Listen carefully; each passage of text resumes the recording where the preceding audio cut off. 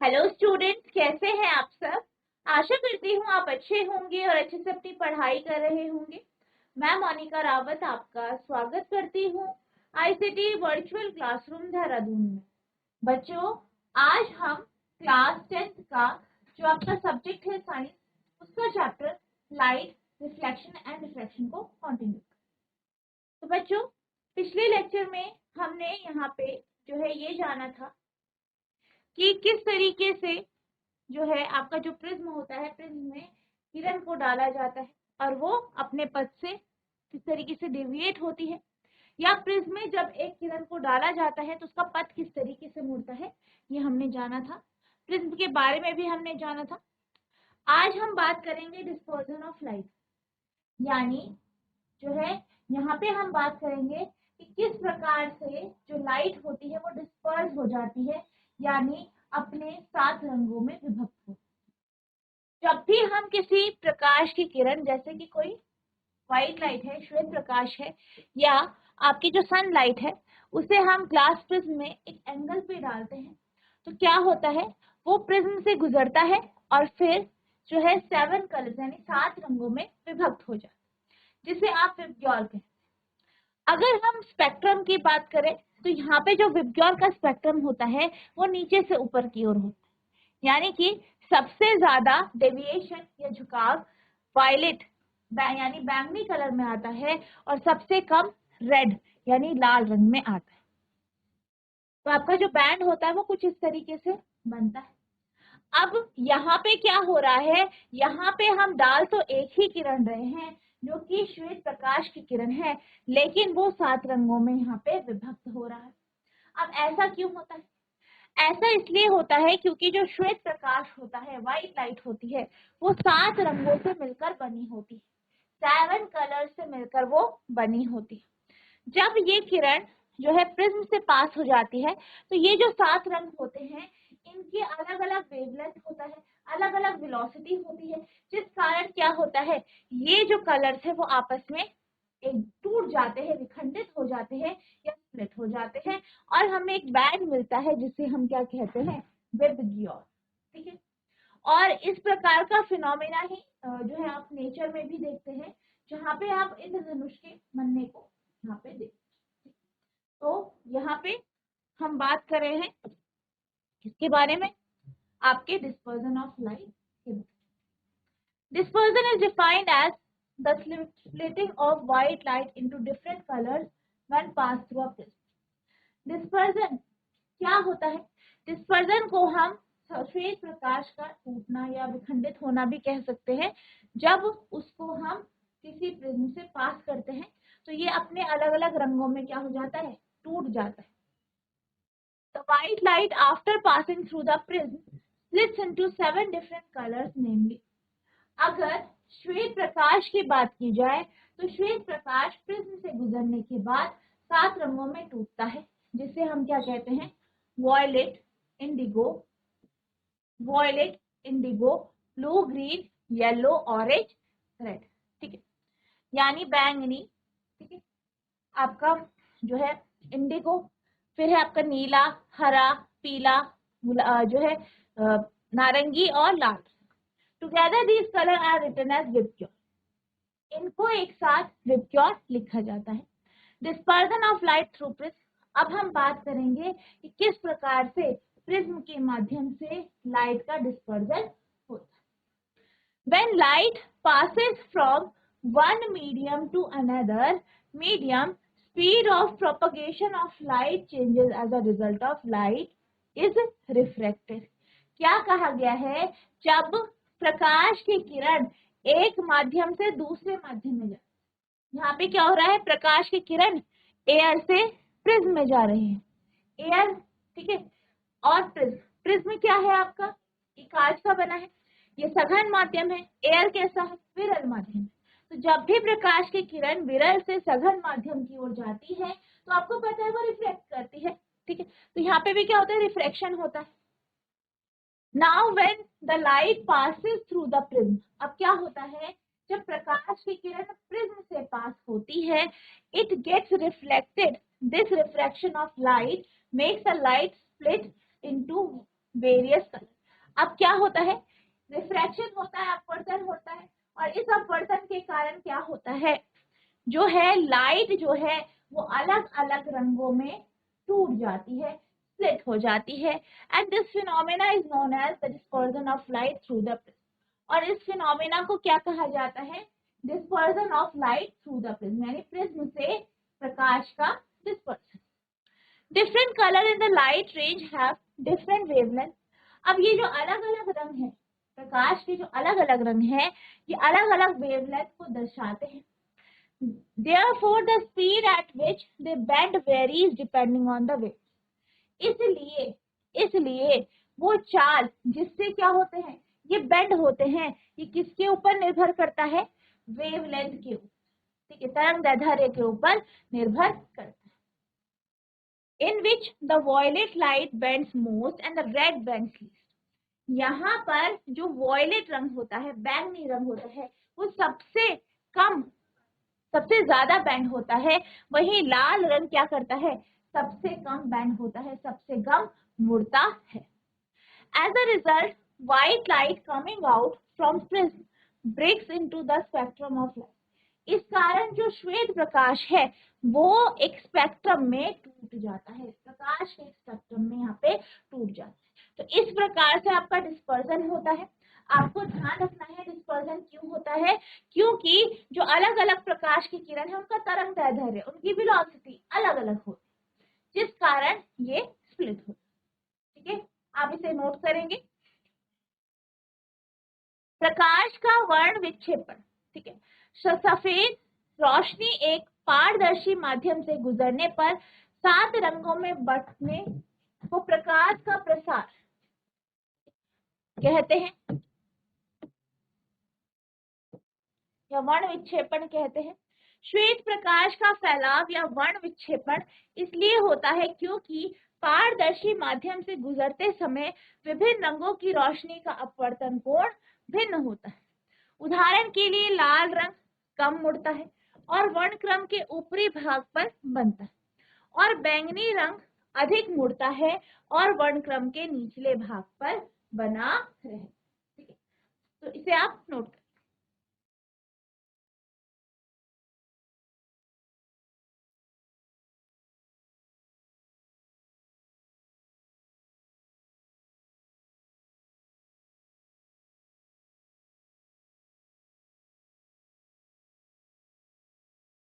अब हम बात करेंगे कि किस तरीके से एक प्रिज्म से पास होने वाली जो लाइट है वो 7 रंगों में विक्षेपित हो जाती है, बढ़ जाती है, और फिर अगर हम उसी बैंड को किसी दूसरे प्रिज्म में जो कि रिवर्स या उल्टा रखा गया है उसमें डाले तो हमें जो फाइनल किरण मिलती है वो एक श्वेत प्रकाश के रूप में मिलती है। ठीक है, इसको अब हम डिस्कस करेंगे। तो अब हम बात करेंगे the spectrum of white light, यानी श्वेत प्रकाश के स्पेक्ट्रम की। When white light is passed through a prism, it disperses, and when another prism is kept inverted, the dispersed light return to white. क्या कहा गया है, क्या कहा है कि जब हम एक प्रिज्म को रखते हैं, जैसे अभी आपने देखा, तो हम उसमें श्वेत प्रकाश डाल रहे हैं, वो क्या हो रहा है, 7 रंगों में विभक्त हो रहा है। अगर हम क्या करें, दूसरा प्रिज्म लें और दूसरे प्रिज्म को यहाँ पे इस तरीके से रखें कि जो प्रिज्म है वो आप इन्वर्टेड रखते हो, यानी उल्टा रखते हो। ठीक है, तो क्या होता है, यहाँ पे जब आप प्रकाश की किरण एक प्रिज्म में डालते हैं तो ये 7 रंगों में बट जाए। फिर अगर आप दूसरा प्रिज्म लेंगे और उसे उल्टा यहाँ पे रखेंगे तो ये जो 7 रंग है वो एक साथ मिलके फिर आपको एक श्वेत प्रकाश देते। तो यहाँ पे क्या होता है, जब आप एक प्रिज्म लेते हैं वो 7 रंगों में जो है आपकी किरण को विभक्त कर देता है, बांट देता है। फिर दूसरा प्रिज्म लेते हैं उल्टा, तो वो क्या करता है, इसे कंबाइन करके श्वेत प्रकाश में परिवर्तित करता है। तो ये क्या कहलाता है आपका, ये जो है आपका कहलाता है लाइट स्पेक्ट्रम रिकॉम्बिनेशन, यानी this is referred as the light spectrum recombination. ठीक है, अब यहाँ पे जैसे कि हमने बात की थी कि जो आपका श्वेत प्रकाश है वो 7 रंगों में क्यों विभक्त है, क्योंकि उनकी वेलोसिटी डिफरेंट हो जाती है। ये क्यों होता है, ये इसलिए होता है क्योंकि जो वेलोसिटी, जो अलग अलग कलर है, अलग अलग रंग है, उनका वेग अलग अलग होता है। ठीक है, इस कारण ऐसी जो है यहाँ पे परिघटना होती है। In other word the refractive index of the glass varies depending on the wavelength और फ्रीक्वेंसी। या फिर हम दूसरे शब्दों में बात करें तो दूसरे शब्दों में हम ये कह सकते हैं कि जो आपका रिफ्रैक्टिव इंडेक्स है, ठीक है, जो भी आपके प्रकाश की किरणें हैं, अलग अलग रंग के प्रकाश की किरणें हैं, उनका जो रिफ्रैक्टिव इंडेक्स है, उनका जो अपवर्तनांक है, वो ग्लास के ऊपर निर्भर करता है। ठीक है, यानी ग्लास के ऊपर डिपेंड करता है।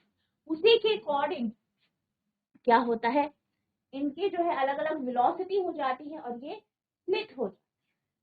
When the dispersed light further pass through the inverted prism, the recombination of dispersed light takes place.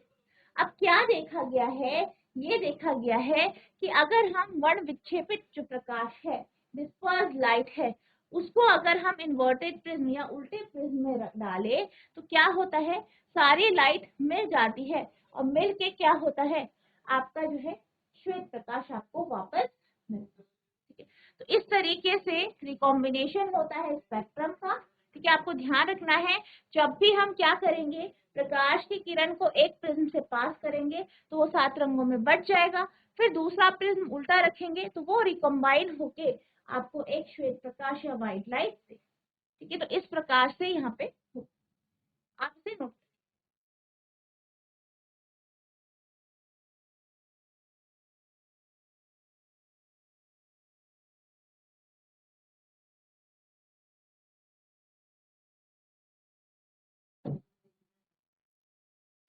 Spectrum के रंगों का पुनः संयोजन, the combination of spectrum of colours, रोशनी के 7 रंग या प्रकाश के 7 रंगों के वर्णक्रम के पुनः संयोजित करके सफेद प्रकाश वापस प्राप्त कर सकते हैं। यहाँ 2 शीशे के प्रिज्म को एक दूसरे के पक्ष की ओर रखकर किया जा सकता है, लेकिन दूसरे शीशे के प्रिज्म को उल्टा रखना है। जब सफेद प्रकाश पहले शीशे से के प्रिज्म के माध्यम से गुजरता है, तब यह प्रकाश 7 रंगों में बट जाता है। और जब प्रकाश की यह किरणें शीशे के दूसरे प्रिज्म में प्रवेश करती है तो उल्टी स्थिति में रखा है, ठीक है, जो कि उल्टी स्थिति में रखा है, उसमें से श्वेत प्रकाश बाहर आता है। दूसरे शीशे के प्रिज्म को उल्टा स्थिति में रखने के कारण 7 रंगों की रोशनी को पुनः संयोजित किया जाता है। ठीक है, तो ये आपका जो है प्रकाश का संयोजन। अब हम बात करेंगे इंद्रधनुष के बारे में, यानी इंद्रधनुष कैसे। अब हमने स्पेक्ट्रम ऑफ लाइट की बात करी, किस प्रकार से श्वेत प्रकाश 7 रंगों में विभक्त होता है ये हमने। ठीक है, तो इस प्रकार का जो फिनोमेना है, जो हम प्रिज्म के साथ देख रहे हैं, इस प्रकार का फिनोमेना, परिघटना हमें रेनबो में या इंद्रधनुष में बनती हुई दिखती है।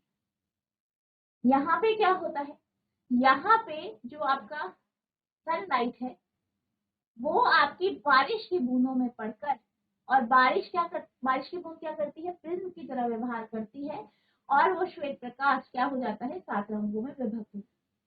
बेसिकली क्या होता है कि जब बारिश होती है, बारिश के बाद जब बारिश रुक जाती है तो कुछ बूंदे हमारे वायुमंडल में रह जाती है, यानी हमारे वायुमंडल में अटक जाती है। अब क्या होता है, जैसे ही सूर्य आता है तो सन रेज उस जो है बूंद पर पड़ती है और वो बूंद उस किरण के लिए एक प्रिज्म की तरह कार्य करता है।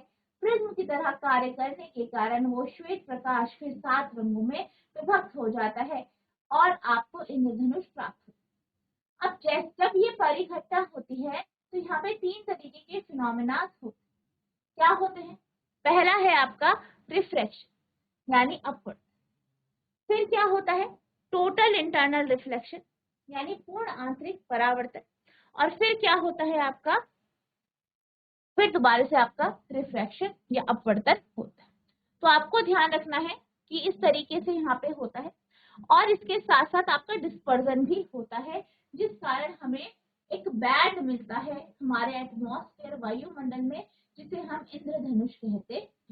A rainbow is a natural spectrum appearing in the sky after a rain shower. क्या कहा गया है? रेनबो यानी इंद्रधनुष एक प्राकृतिक स्पेक्ट्रम है जो कि हमारे जो है वायुमंडल में या फिर आसमान में हमें मिलता है। कब? बारिश के बाद। It is caused by dispersion of sunlight bye tiny water droplet present in atmosphere. ये क्यों होता है? ये जो है सनलाइट जो है प्रकाश की जो किरण है, सूर्य के प्रकाश की किरण, वो जब छोटी छोटी बूंदों पे जो है लगती है या उसमें गुजरती है तो डिस्पर्जन हो जाता है लाइट का, उसके कारण ऐसा होता है। A rainbow is always formed in direction opposite to that of sun।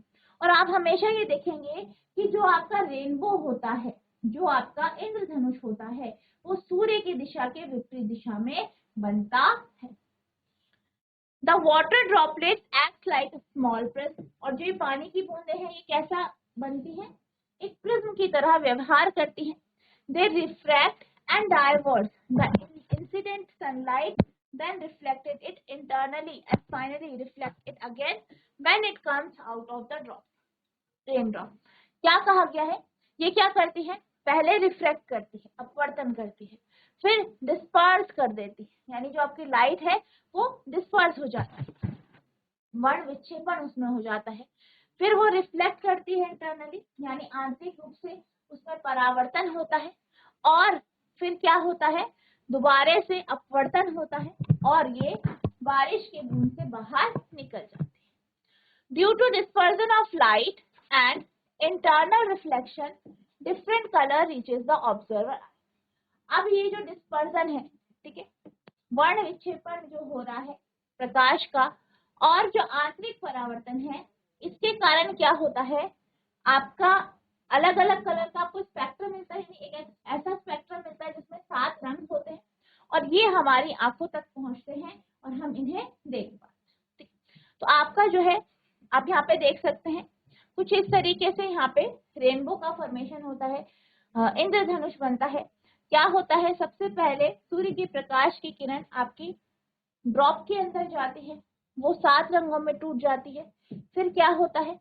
यहाँ पर कुछ क्या हो जाती है? किरणें रिफ्लेक्ट हो जाती हैं, ठीक है, और फिर रिफ्लेक्ट होने के बाद फिर से रिफ्रेक्शन होता है और यही किरण हमारी आंखों तक पहुंचती है। इंद्रधनुष रेनबो। जब धूप के समय बारिश हो रही होती है तब इंद्रधनुष का गठन होता है।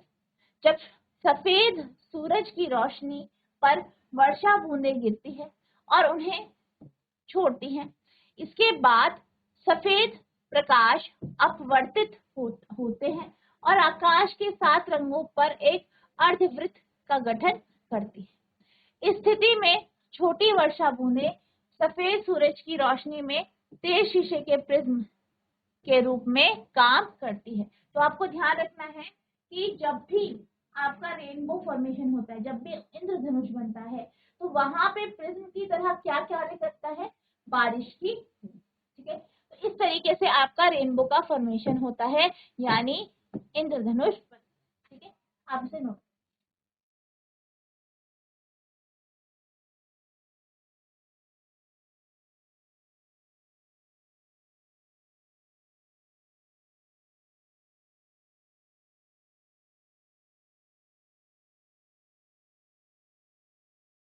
अब हम बात करेंगे एटमॉस्फेरिक रिफ्लेक्शन यानी जो है वायुमंडलीय अपवर्तन के, ठीक है। तो यहाँ पर अगर हम वायुमंडल की बात करें तो वायुमंडल में क्या होते हैं? आपके अलग अलग जो है आपका जो है पूरा वायुमंडल में आपके एयर होता है, वायु। अब क्या होता है? उसकी एक अलग अलग लेयर बन जाती है और इन लेयर में जो आपकी वायु होती है उसकी डेंसिटी डिफरेंट होती है, यानी उसका घनत्व अलग अलग।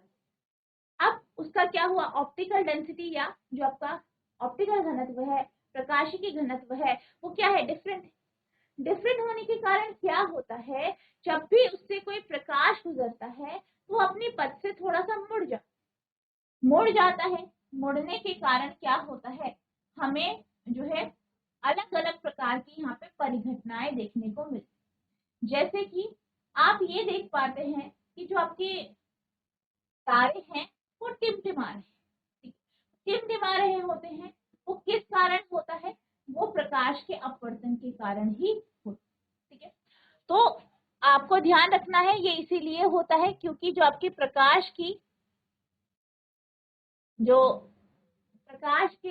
किरण है वो वायुमंडल से आ रही है, और वायुमंडल में अलग अलग जो लेयर है वायु का, उसकी ऑप्टिकल डेंसिटी या ऑप्टिकल घनत्व या प्रकाश की घनत्व क्या है? डिफरेंट है, अलग अलग।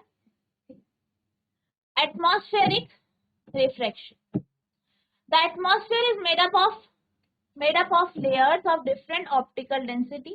तो क्या कहा गया है कि जो वायुमंडल होता है वो अलग अलग लेयर से मिलकर बना होता है, इनकी प्रकाश के घनत्व अलग अलग होता है। This is because density of gases in atmosphere changes with temperature which result in change of refractive index. और ये जो गैसें हैं ये जो है टेम्परेचर के साथ बदलती है, जिस कारण यहाँ पे अलग अलग रिफ्रैक्टिव इंडेक्स हो जाता है। The deviation of light or other electromagnetic wave from straight line as passes through the refraction is known as atmospheric refraction. अब क्या कहा गया है कि जो इलेक्ट्रोमैग्नेटिक वेव है या जो आपकी प्रकाश की किरण है वो इस एटमॉस्फेयर से पास होती है। अब डेंसिटी डिफरेंट है, ऑप्टिकल डेंसिटी अलग अलग है, जिस कारण जो है अपवर्तन होता है। इसी को हम जो है वायुमंडलीय अपवर्तन कहते हैं। वायुमंडलीय अपवर्तन एटमॉस्फेरिक रिफ्रैक्शन, जब पृथ्वी के वायुमंडल के कारण अपवर्तन होता है तब उसे वायुमंडलीय अपवर्तन कहा जाता है। जब प्रकाश की किरणें वायुमंडल में प्रवेश करती हैं तो वहां हवा मौजूद होती है और हर हवा परत एक का अलग अलग तापमान होता है। इन वायु परतों का अलग अलग ऑप्टिकल घनत्व। ठंडी हवा की परत प्रकाशीय किरणों के लिए ऑप्टिकली सघन माध्यम है, जबकि गर्म हवा की परत प्रकाश किरणों के लिए ऑप्टिकली विरल माध्यम। ठीक है, तो यहाँ पे टेम्परेचर के कारण क्या होता है? अलग अलग घनत्व हो जाए। ठीक है, आप इसे नोट।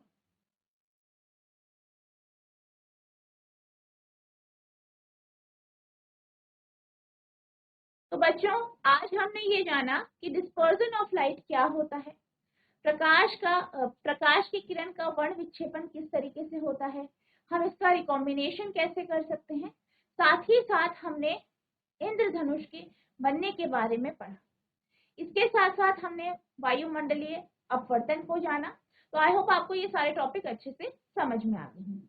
आपको इन टॉपिक को रिवाइज करना है। अगर आपको कोई भी डाउट होगा तो नेक्स्ट लेक्चर में आप पूछ सकते हैं। तो बच्चों आज के लिए बस इतना ही, मिलते हैं अब नेक्स्ट सेशन में। तब तक के लिए thank you and have a nice day.